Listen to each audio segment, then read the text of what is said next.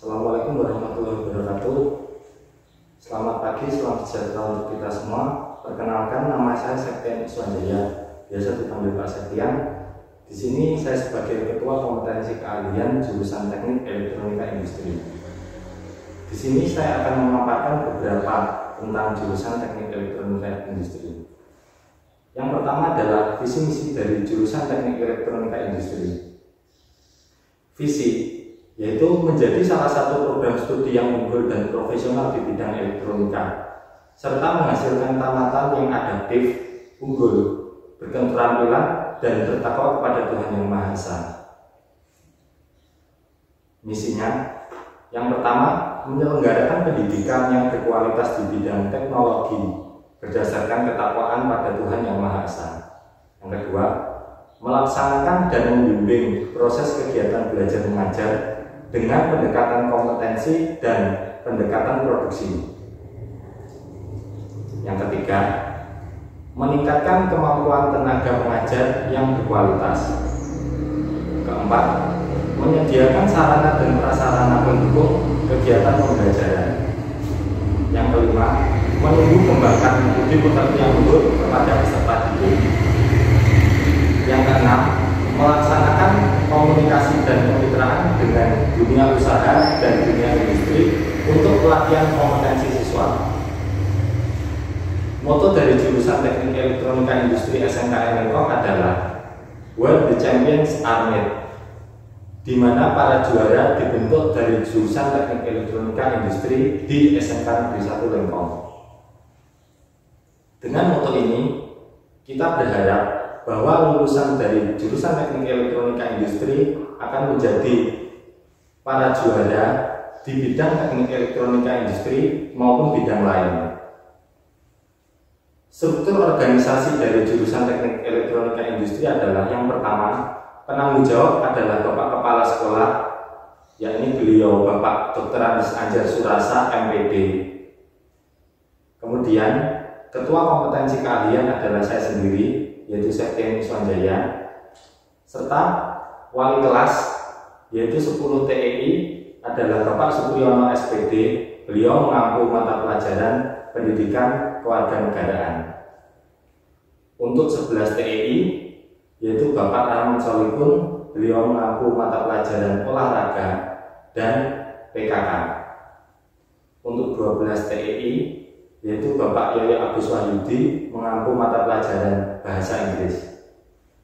Untuk guru produktif, yaitu Bapak Mahendra Adikartika ST, kemudian Ibu Maria Ulfa ST, dan yang terakhir Bapak Arizal Sima Eskom. Untuk turunan dari jurusan Teknik Elektronika Industri, yaitu Pak Nurkolis.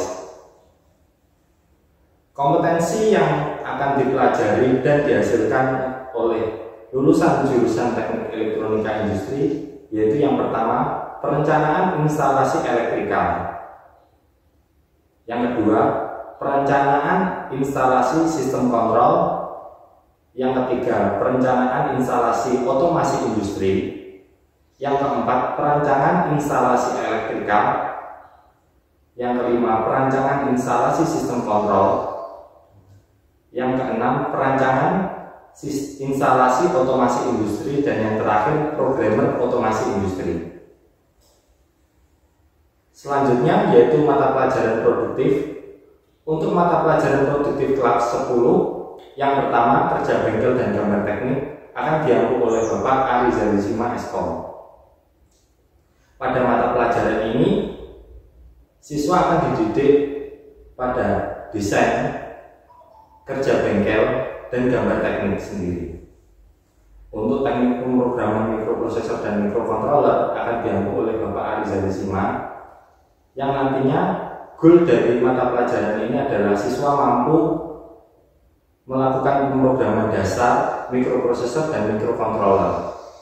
Di sini kita akan mempelajari sedikit banyak tentang bahasa C. Selanjutnya adalah dasar listrik dan elektronika akan diampu oleh Ibu Maria Ulfa ST.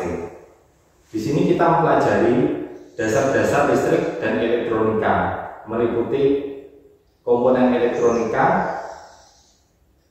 instalasi elektronika, dan rangkaian elektronika.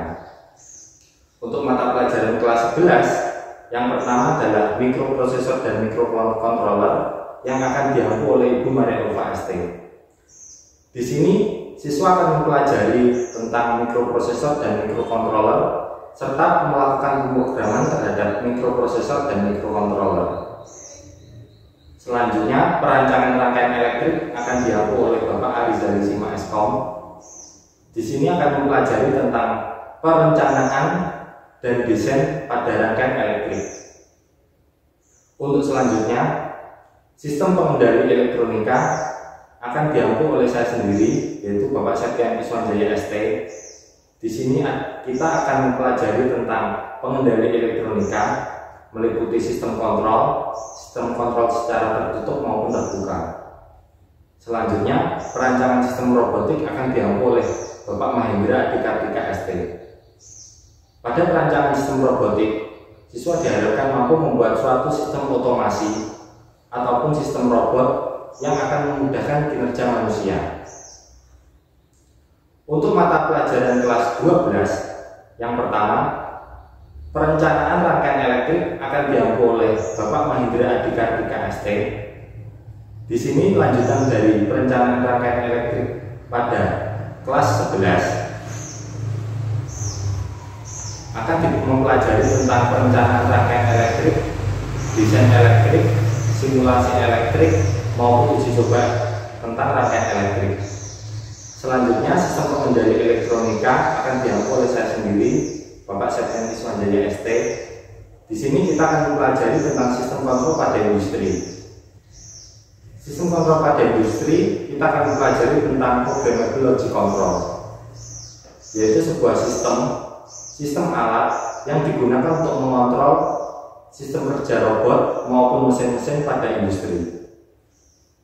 Selanjutnya, perancangan sistem robotik nanti akan diampu oleh Bapak Mahendra Dikartika ST. Di sini adalah lanjutan dari perencanaan sistem robotik kelas 11. Goalnya tetap sama, nanti siswa diharapkan mampu membuat sistem otomasi industri maupun robotik yang digunakan untuk mempermudah kinerja manusia. Selanjutnya, P4E akan diampu oleh Bapak Mahendra Dikartika. Di sini siswa akan mempelajari tentang perakitan, perencanaan maupun perbaikan sistem elektronika. Untuk mitra industri yang sudah bermitra dengan jurusan teknik elektronika industri, yang pertama adalah PT Indoprima Gemilang, yaitu sebuah perusahaan yang bergerak di bidang elektrik maupun pengkabelan dari suatu mobil ataupun kendaraan bermotor. Di PT Indoprima Gemilang, di sini produk yang telah dihasilkan yaitu ada pada mobil Mitsubishi maupun yang lainnya. Yang kedua, mitra industri yang kedua yaitu PT Mentari Hakiki, yaitu perusahaan yang bergerak di bidang pencacahan atau pengolahan plastik.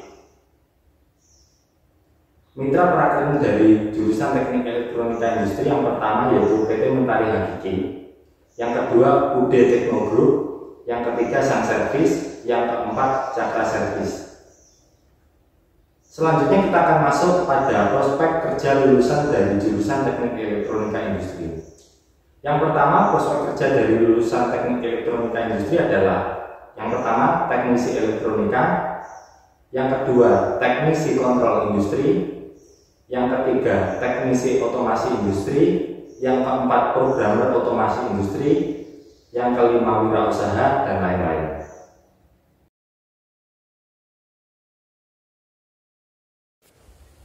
Selanjutnya adalah Q&A yang telah ditanyakan oleh beberapa siswa-siswi baru kelas 10 jurusan teknik elektronika industri tahun ajaran 2021-2022. Yang pertama dari Muhammad Irwan dan Rafida Aulia.